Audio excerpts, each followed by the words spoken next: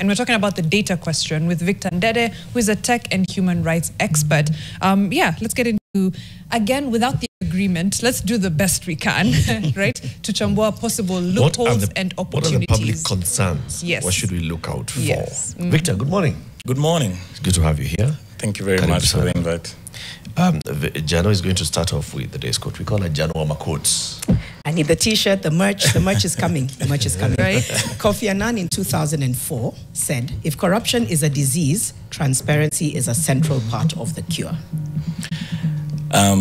There's nothing that speaks transparency like the moment we are in right now, where we are lacking transparency in the deals that, or the deal that has just been signed. And I think it's the cure to most of the things. In a woke, liberated society, you have to be transparent. People need to know. People need to participate. And so corruption thrives where there is obscurity. And it's like a malignant cancer where there's lack of information, where there's no transparency. It will keep growing because people abuse your lack of knowledge. Corruption of information as well. Corruption of the mind. Yes. Victor, there's been a lot of... There have many drafts that have been circulating, online about this particular agreement. Some are just written, in which insert government name, agrees to insert program, do insert amount. I mean, you're like, honestly, so You're like, where's the truth? What is this? What is this? I mean, if it doesn't even say Kenya, how can we say that this is what has been signed? Ni kama ilikuwa tu, like, what would you call a template? You know? It's like an old template pitch somewhere. Any country that agrees, unaingiza hapo Kenya, unaandika Maldives, unaandika insert name, insert government name. Have you seen anything that could be close, that makes you feel that this is closer to what has been signed? Yeah, there's been a few documents available since yesterday and the day before available on some. I saw one on LinkedIn that looked like a photocopy of what was signed in the US. It was, I think, by an American health practitioner, a public health, global health practitioner. And the thing I know is what we had seen initially were the initial drafts of the template. So basically, it's a template that was supplied to governments to have a look. And I think one of the things that I have to say is that the noise Kenyans made and the advocacy that got into this process prior to signing was actually very useful. Because what people commented on as the drafts that had like the 25-year data retention, the real-time access to Kenyan data, those were clauses that were there in the template. And so it means that this noise was able to push back on some of these things. Hold on. This noise was coming out last week. Yeah. By last week, we were not dealing with templates. This was like 3 days to the signing of the agreement. Victor, they have been. I mean, to a great extent, I want to believe so because those templates were actually true. Like even what legal opinion was issued was based on those templates. Because see, initially there was a lot of consultation with other actors who actually saw those templates, and so I think the pushback and those quiet pushback, what we came to know in the public was after the templates were now leaked. But in getting to the final document, to a great extent, I think the advocacy really helped. Let's see what other agreements the other countries sign. I think there are 51 countries lined up. Let's see how theirs look like. If it's the same, then we'll say our noise was not as effective. But if ours is different, then we'll actually say we had a great push to bring them to order. Yeah. Can I ask you something, Victor? When it comes to data, when it comes to agreements like this being made public, by default, what parts of it should be made public? I know some might argue all of it. When it comes to data, what should and shouldn't be made public initially? For agreements like this. An agreement at this level, at this nature, at this point in time in the data revolution and our digital transformation, everything should be made public. Because even as you see right now, we are disadvantaged to talk about something that is looming in the shadows. Right. And so we really have to push for the release of these documents. The first thing to note is health data is sensitive data. Our own law categorizes it as such. And so it means that there's a certain level of care, and not just care, but a duty of care that you owe us once you are basically signing away our health data. And that would have meant that there should be a lot of transparency in how you share this information. There should be, I mean, if you've signed an agreement, I don't think really it should take another process to get it out. It's a signed agreement. Either way, you get it out today, you get it out next week, you already signed it. And so what we need to know is what exactly is happening with our health data. Health data is very critical, and I'm sure at some point in this conversation, we'll go to the specific aspects of why this deal is causing a lot of scare in the minds of many Kenyans. But this deal would have required at most transparency. At the negotiation stage, maybe you may not be able to share with us everything, but at least once you sign, you say, this is what we've come back with. Because you see it also helps us prepare for the implementation phase. You know, it's an overarching agreement. There are a lot of things that will need to be fixed or we'll need separate processes to implement the agreement in terms of just thinking through the data aspects alone.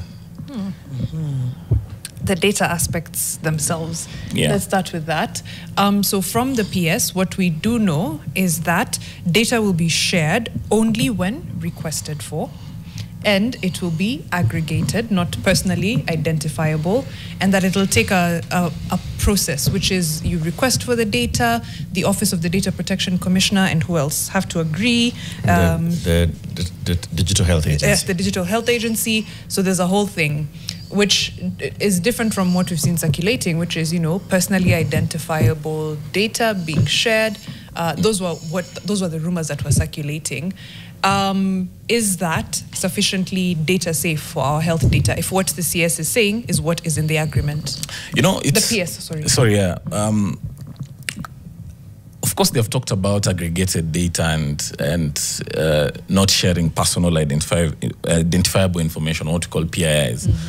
But the thing is, you know, it's not an absolute guarantee that if you share aggregated data, it cannot be de-anonymized, it cannot be re-identified, or it cannot be linked to individual data subjects. It actually can.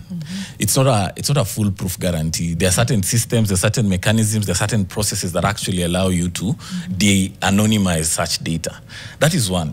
And so on that account alone, you know, when I said when we look at the implementation of this agreement, we need to see the processes, because one of the processes that has to be done and must be done is a data protection impact assessment.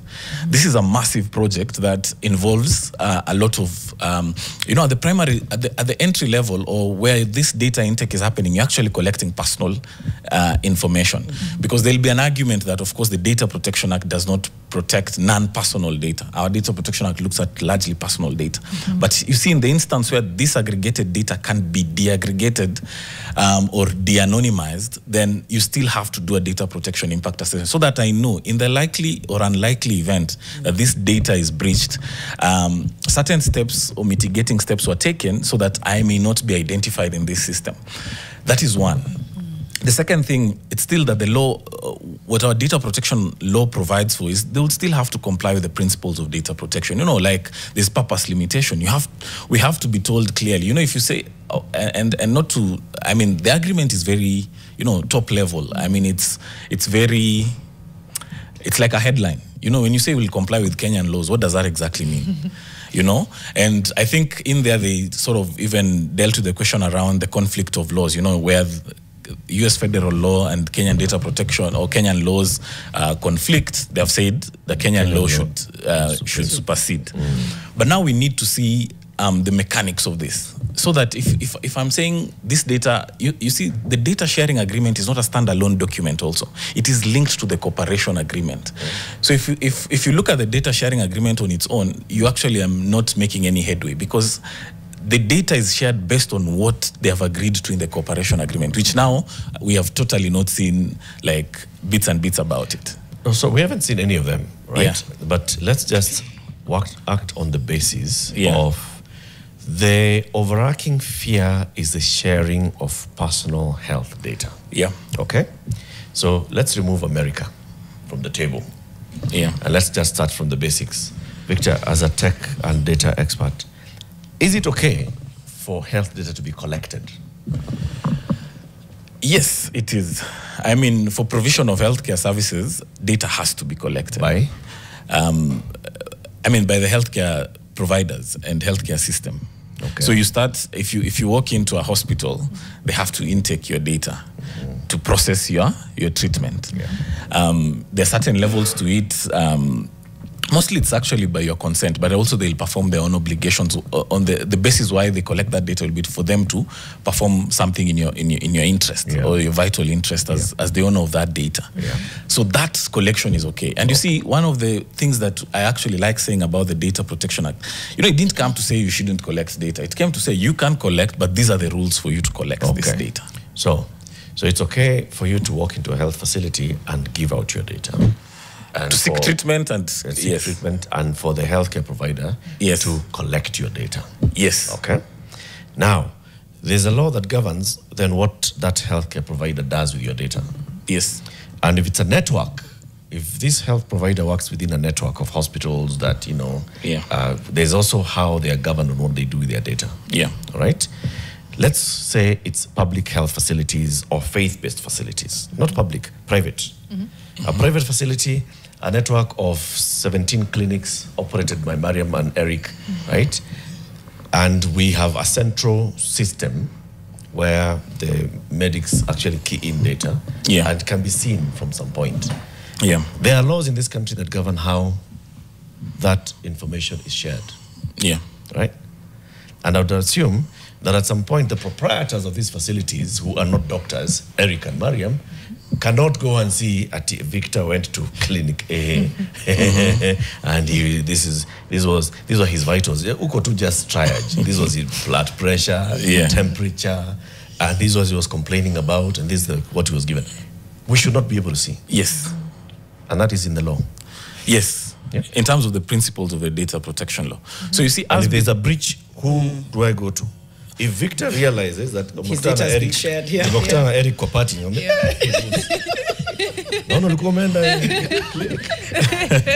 usikule nyama, uliambiwaje na daktari?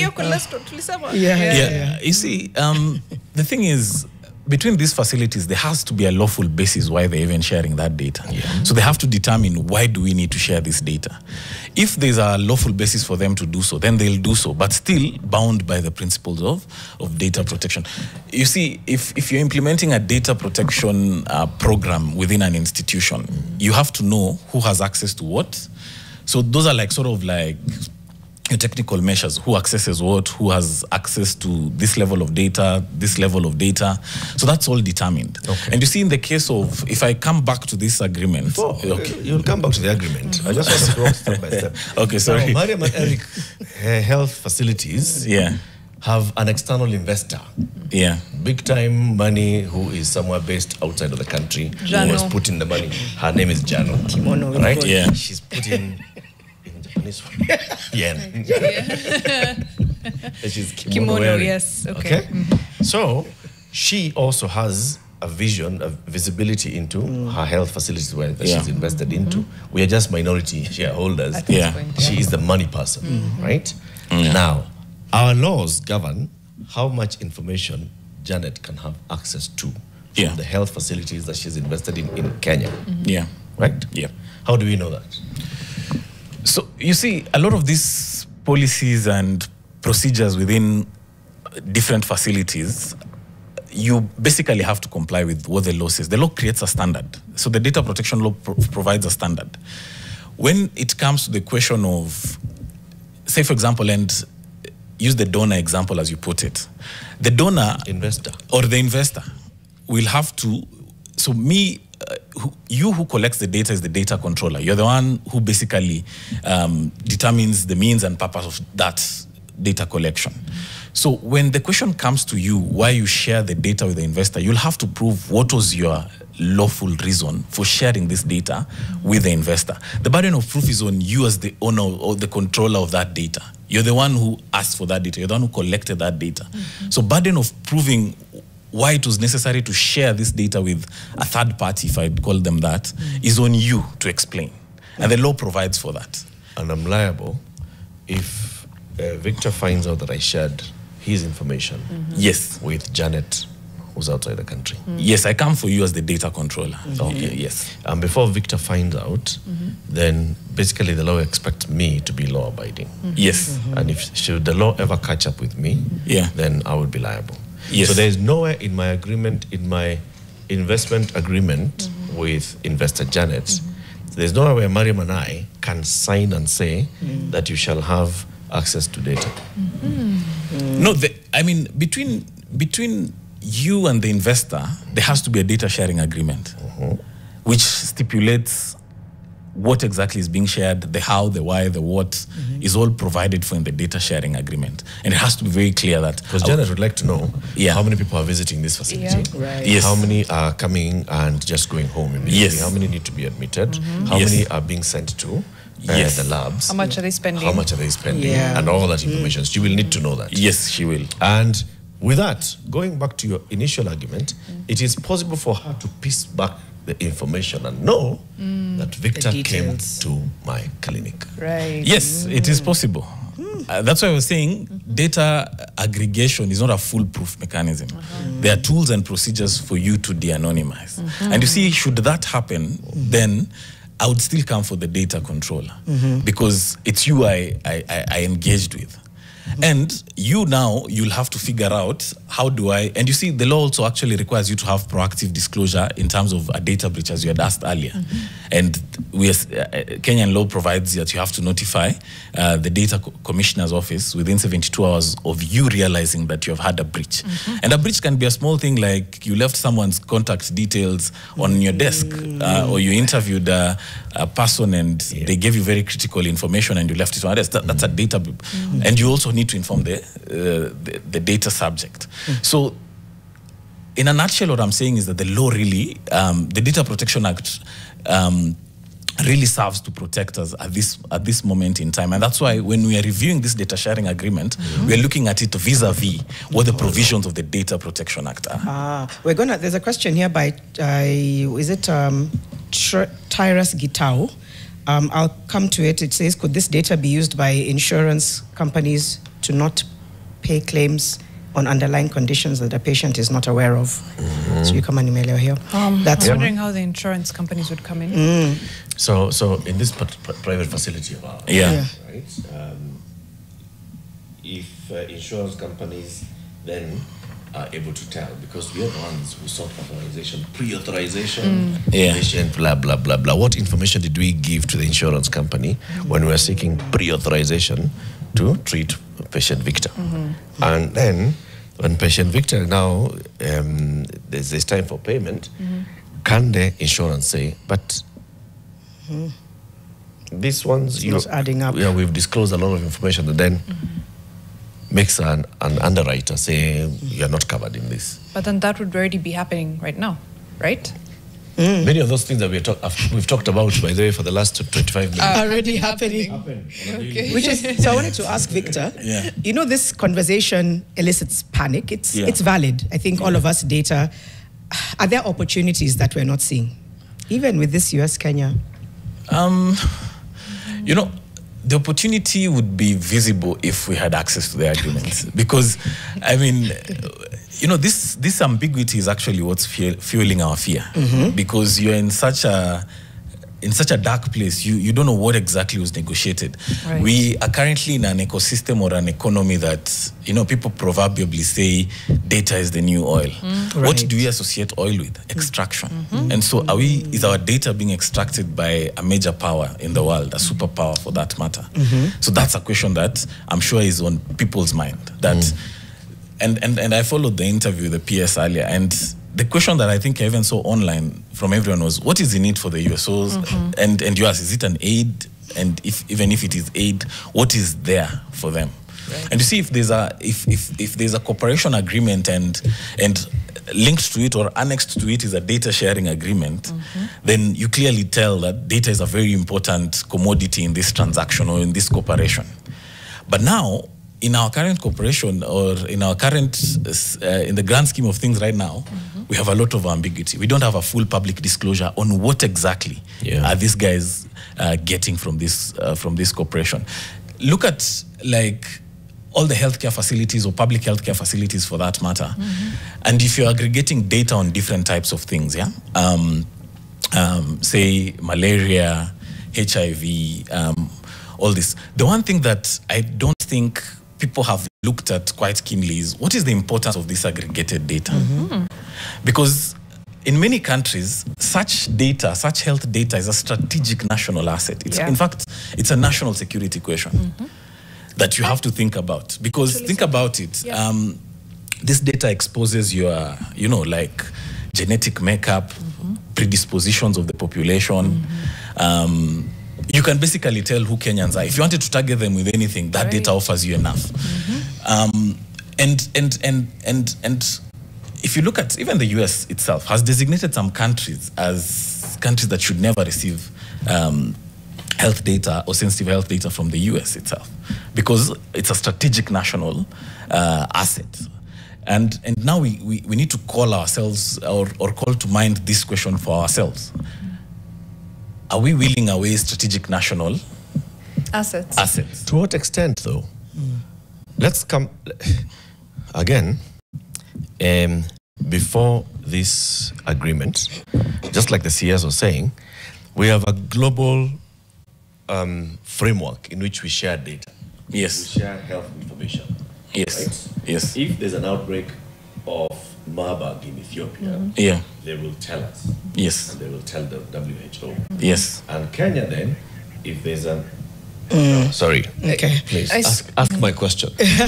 I was following. I was actually trying to follow as I was thinking of the other question. I see what Eric is saying. Yeah. He's the idea of, yes, we do share data already on with the WHO, with everybody. That's, and I get that, Eric.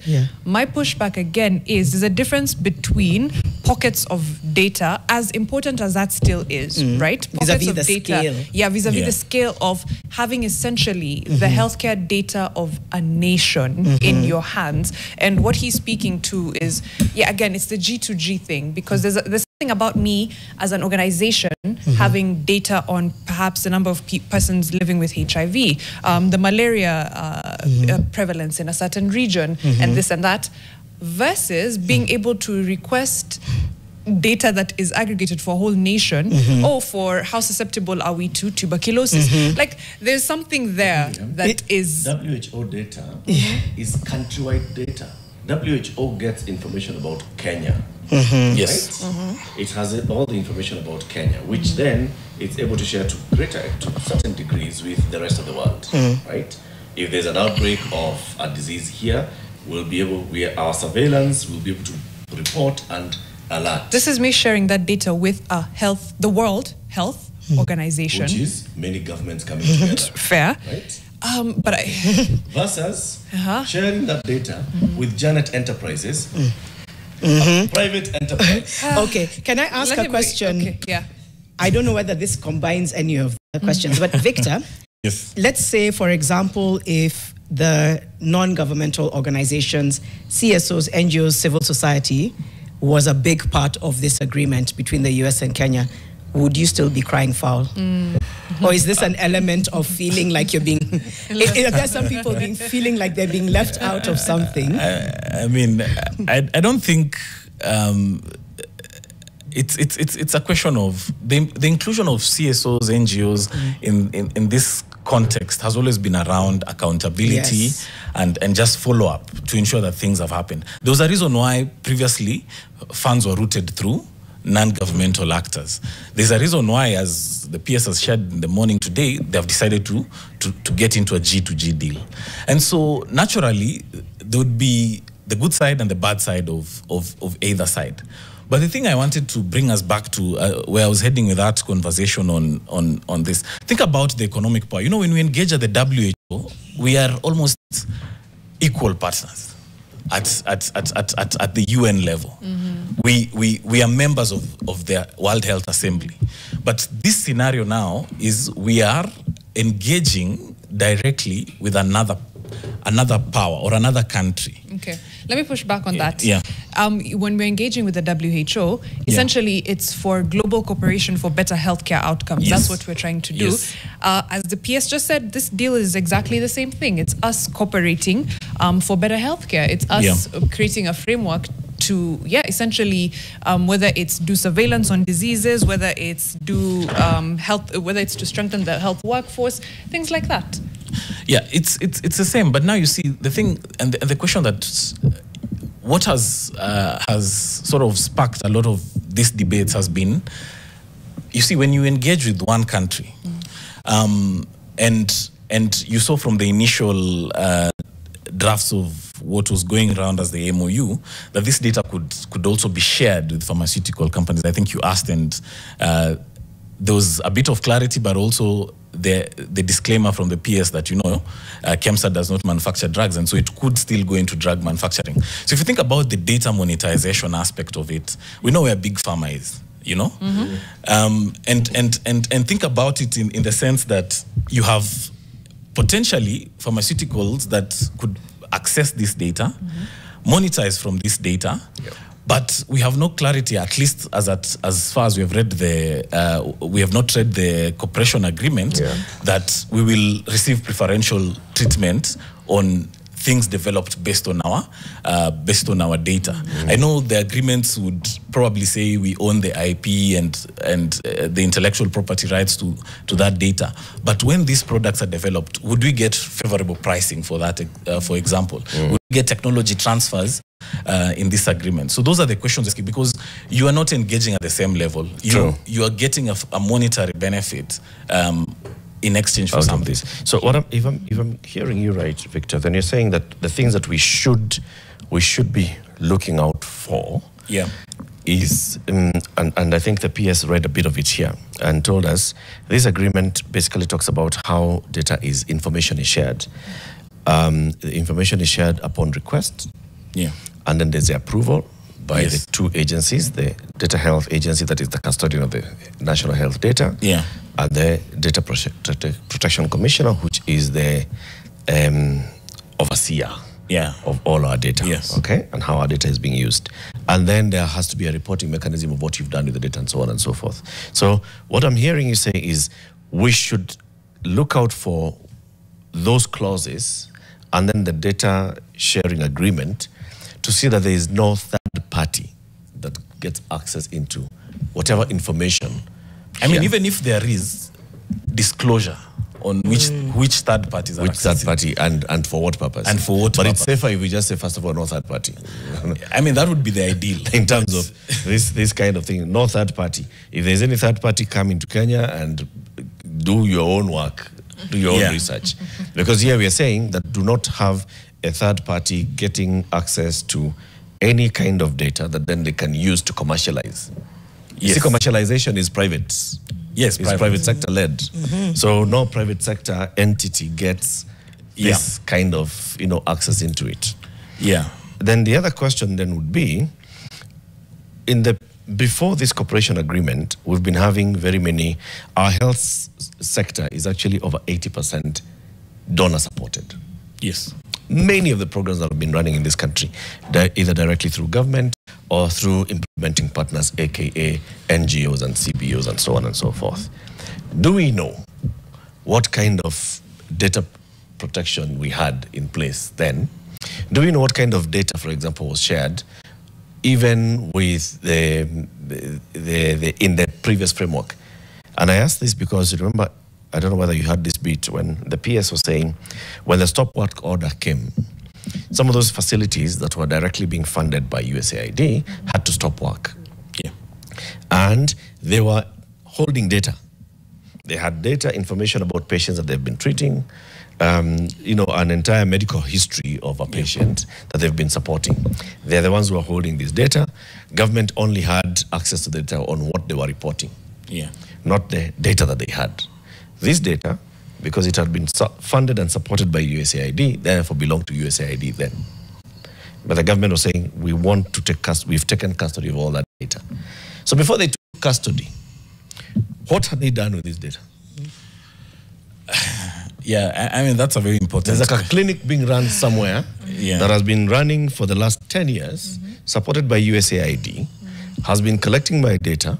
I've been going there regularly to, to seek health services.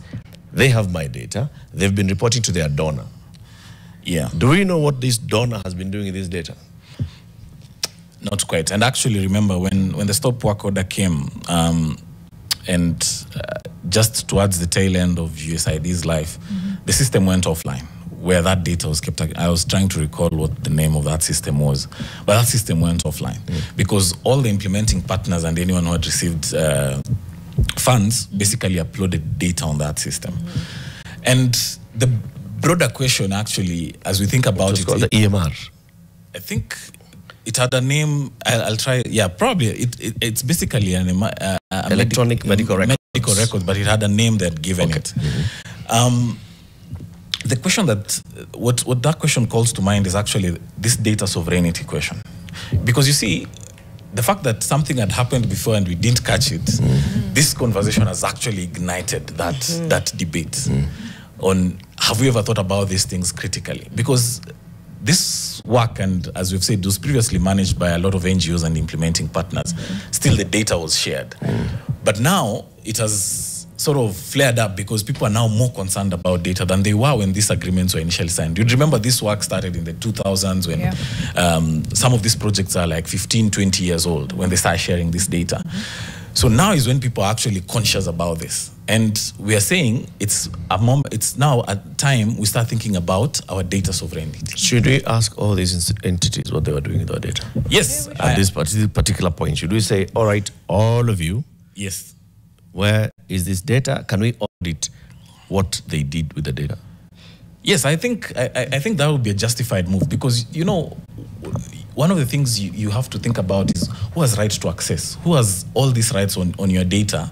If you don't have it as a country, then can you say really you are a sovereign?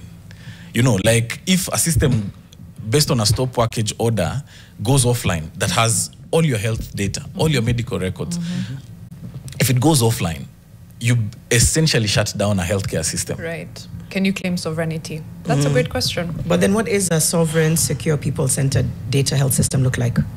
If fully implemented, what does it look like? It's essentially a system where the people, and I say here the people of Kenya, make determination as to what is done with their data.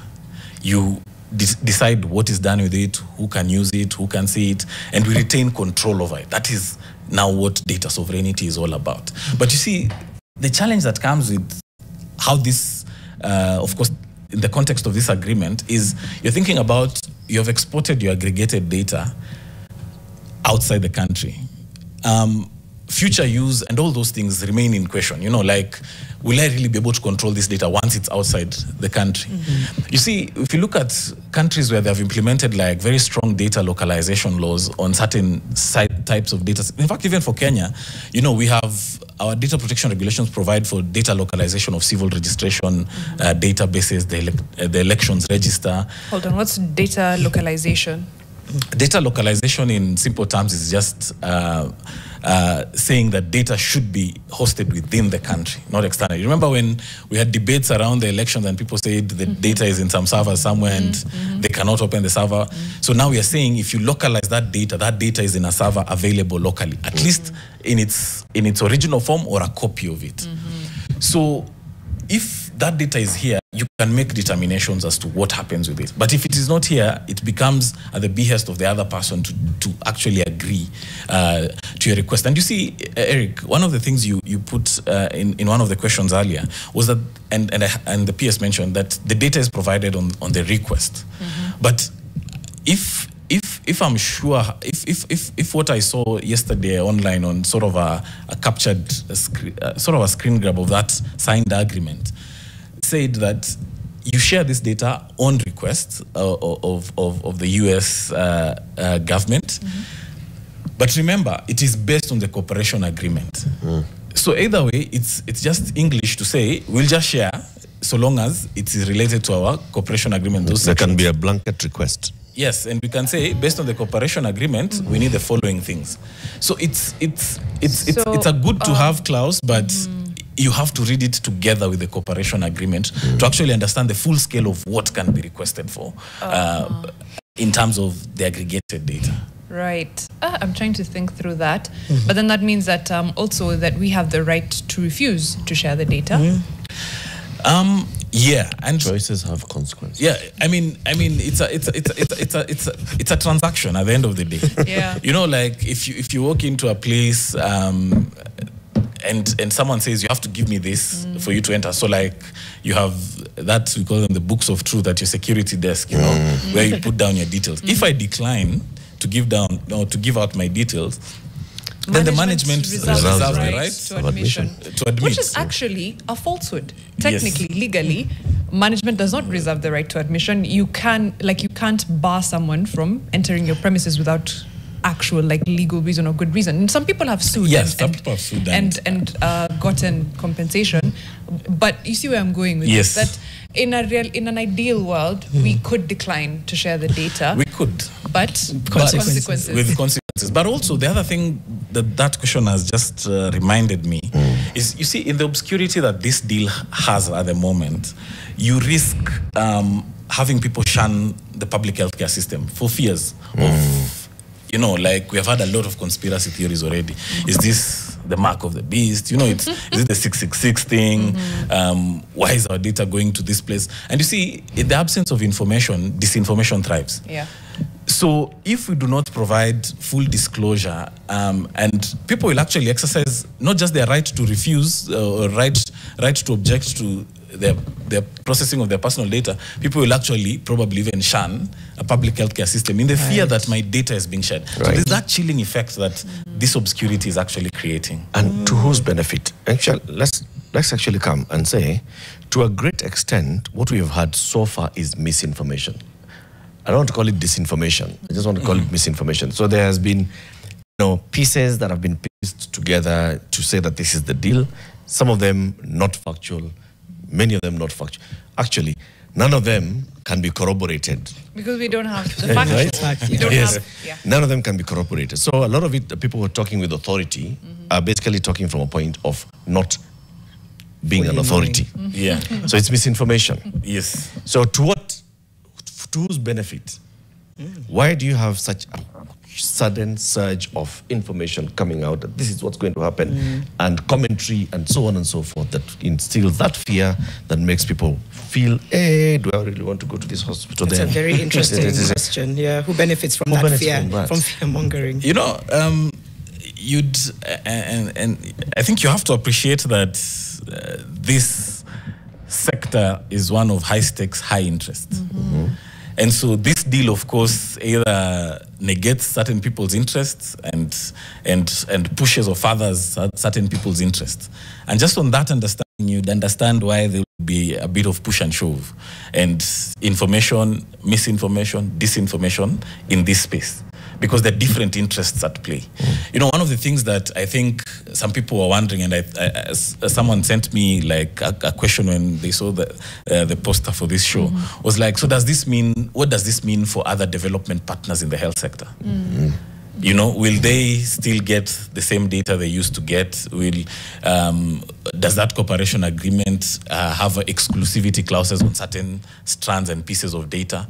Say, for example, I think one of the people actually put a question to me like, so if something is exclusively funded under that agreement, exclusively, so would that mean that that data is exclusively for this cooperation agreement and for that matter to be shared with the US government? And as we appreciate, and as you said, 80% of our health sector is donor funded. So what becomes of the other donors and the apprehension? So there are those questions that linger. But you see, still can only be answered in the full disclosure of this agreement. If they put out this agreement today, the two agreements, the cooperation agreement and the data sharing agreement, then we can see for ourselves and evaluate and say, this is a good deal, this is a bad deal. Because I know there are people who are actually proponents of the cooperation agreement in terms of the changes it brings in the health sector. I'm not as competent to speak on those, but there are people who believe it. But we are saying, let us have these things on the table, because for us on the data side, we'll read the data sharing agreement and see what it links to in the cooperation agreement. Okay, so we need, All of them, and the financing as well, because I think there's still, for me, a few questions around the financing, especially if there's gaps, the conditionalities for the funding, how we move from one step to another. But just to think of, again, is there any other way? Because we've asked this question, I don't know if we'll get an answer. What is in it for the United States? Essentially, you're giving us 204 billion shillings, and we are putting in about 850 million. So it's not an equal partnership by any means necessary. Then there's the data sharing on one end, but there's no data sharing on the other end. Or did the PS say that we have access? No, to America. We're implementing a Kenyan program. Yes. So the data sharing is in the course of implementation of the program. I'm trying to. So unless we are funding America.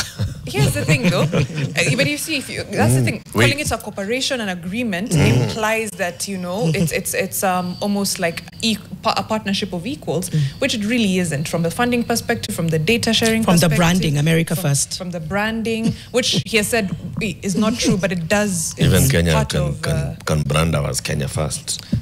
Hi, Swali though, how do we?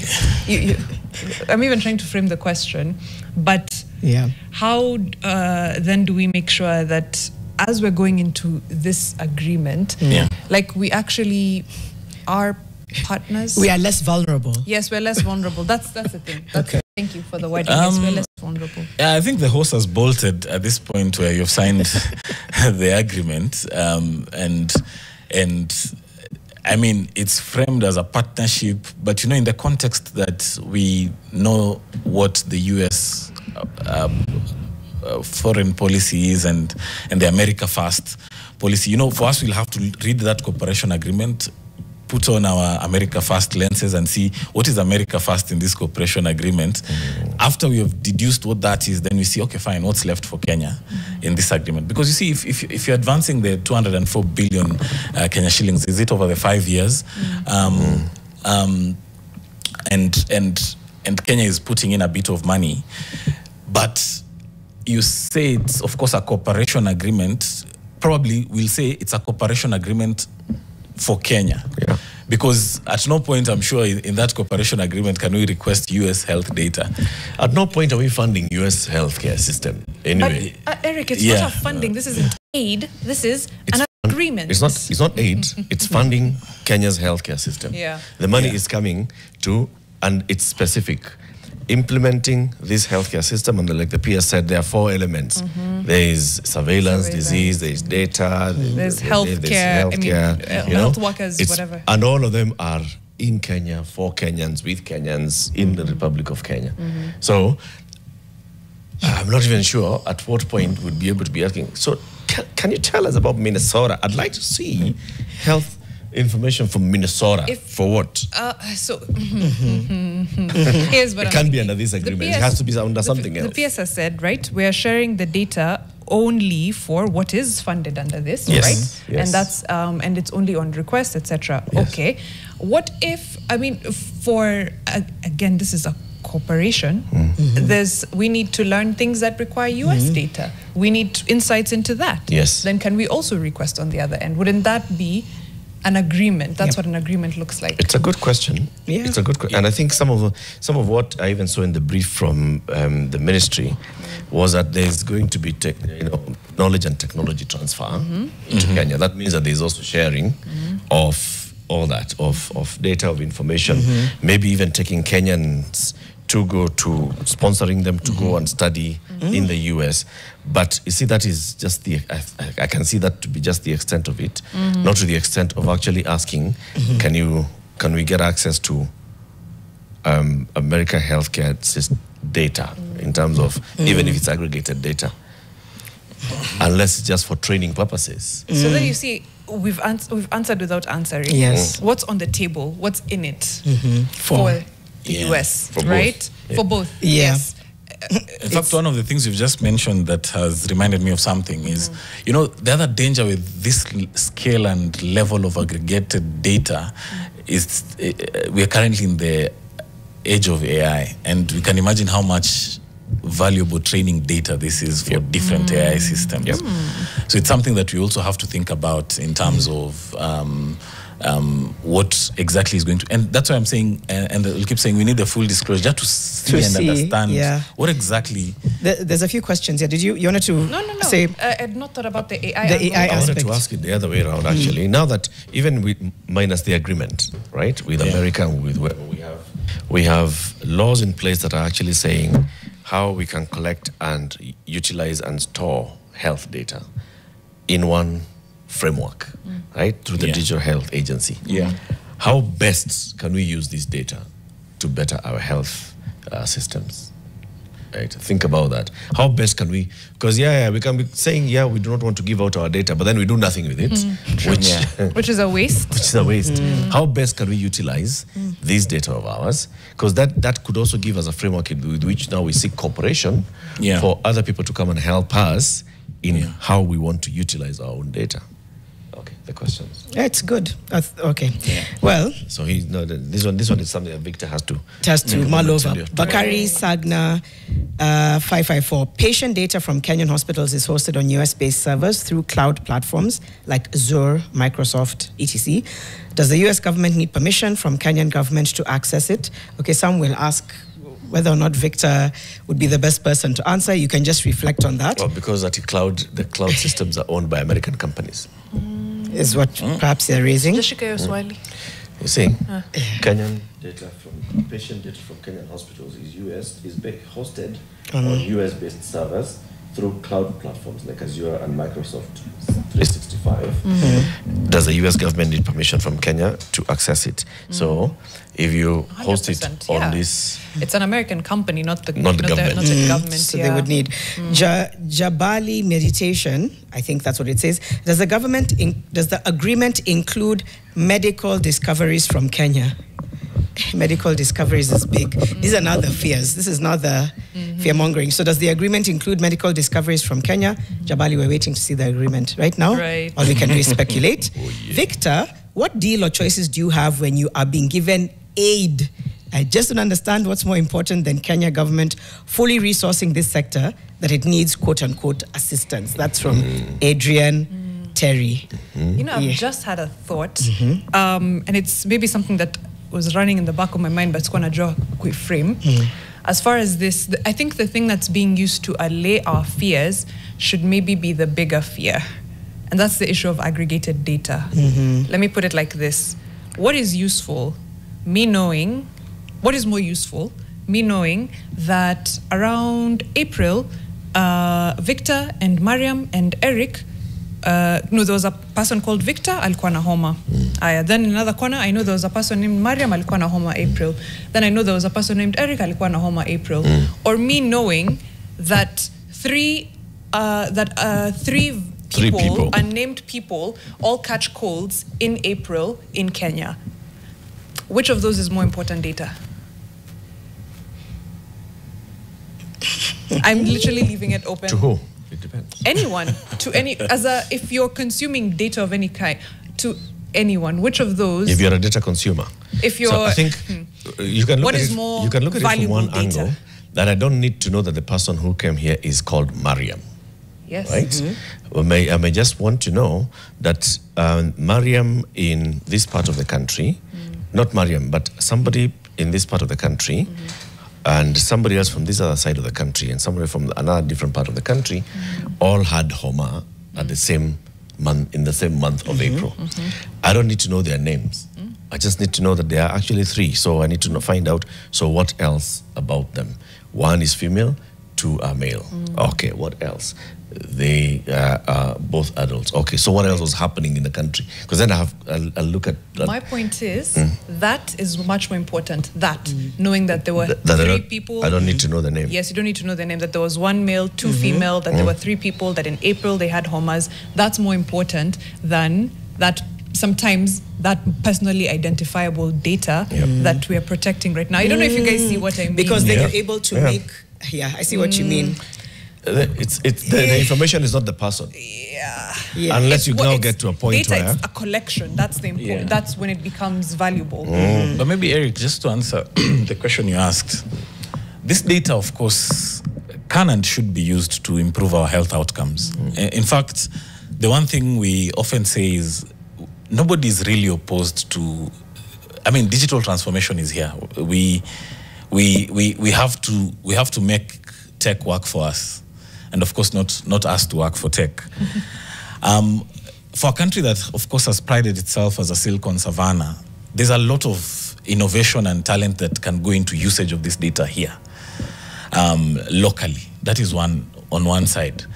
Additionally, we are saying we need guardrails. We can't just say it's a free-for-all. What we're saying is, other than the guardrails, and the guardrails are what are provided for in our data protection laws and even what is outside our data protection laws in international best practice. So we need guardrails. The third thing we are saying is, if someone is to use our data, aggregated health data, and derives from it a commercial benefit, then Kenya should automatically get preferential rates for even if it's drugs. Because you can imagine someone sits with aggregated data knowing very well that perhaps I have 12 million potential malaria clients, you know, if you're thinking about a pharmaceutical side. Then if they use that data to either for their research and development, we should get preferential treatment.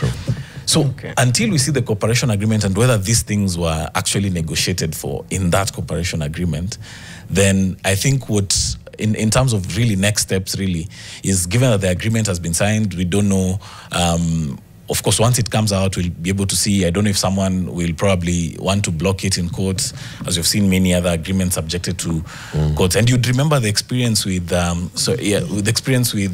like the Adani disclosures. It was also one in the shadows until it got wound up in court. So we have to get that level of disclosure for us to make accurate decisions on what we really want as a country. And thinking about the sensitivity of health data, and this affects everyone, I think the consultation process has to be wider, has to be wholesome, and we have to ensure at the heart of it, we remember that we are talking about data now, but behind that data is a human being with rights, with expectations, inherently. That's a good place to leave it. Thanks, Victor. Thank you very much, Victor. That's it from us, Fixing the Nation, one conversation at a time. Up next, I know we have Vibe Shift with Claudia Naisabo and Brian Aseli. On NTV, kuna ka graduation in a load.